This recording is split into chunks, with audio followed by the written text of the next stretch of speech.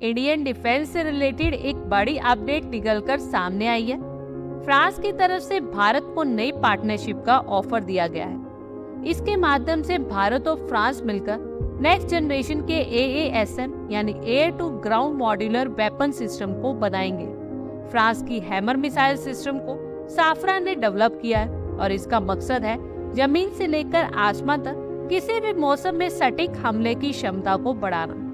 भारतीय वायुसेना के रफाल फाइटर जेट में पहले से ही हैमर मिसाइल से लैस है और अब इसे भारत के स्वदेशी फाइटर जेट तेजस मार्क 1 में भी जोड़ने की योजना बनाई जा रही है। इसके साथ ही मिसाइल सिस्टम को अपग्रेड करने के लिए रेंज एक्सटेंशन किट और कंबाइंड मोड गाइडेंस सिस्टम का इस्तेमाल किया जाएगा, जिससे इस मिसाइल की रेंज 100 किलोमीटर से भी अधिक हो जाएगी। इसका सीधा फायदा भारतीय सेना की स्ट्रेटेजिक क्षमता को मिलेगा।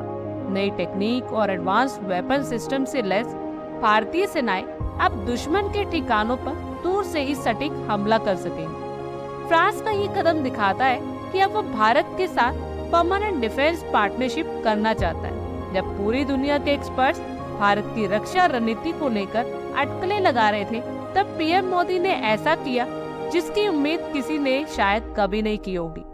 भारत के रक्षा क्षेत्र में किए गए फैसले ने दुनिया की महाशक्तियों को भी चौंका दिया। मोदी की इस योजना को समझना और उस पर रिएक्शन देना किसी भी देश के लिए आसान नहीं है। पीएम मोदी ने भारत को आत्मनिर्भर बनाने पर जोर दिया है। भारत कभी अपने पहले मैक्सिमम डिफेंस वेपन्स को इंपोर्ट किया करता था और अब धीरे धीरे उन देशों की कैटेगरी में आ रहा है जो अपनी रक्षा तकनीक को खुद विकसित कर रहे हैं। और ये भी सिर्फ हथियारों या तकनीक के निर्माण तक ही सीमित नहीं है, बल्कि इसमें एडवांस इंजन टेक्निक भी शामिल है। खैर, अब सवाल ये है कि क्या फ्रांस अब रूस की तरह भारत के साथ लंबे समय तक सहयोग कर पाएगा?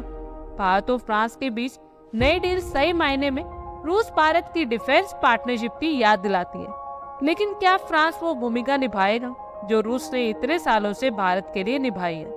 आप लोगों की क्या कुछ राय है, कमेंट बॉक्स में शेयर करें।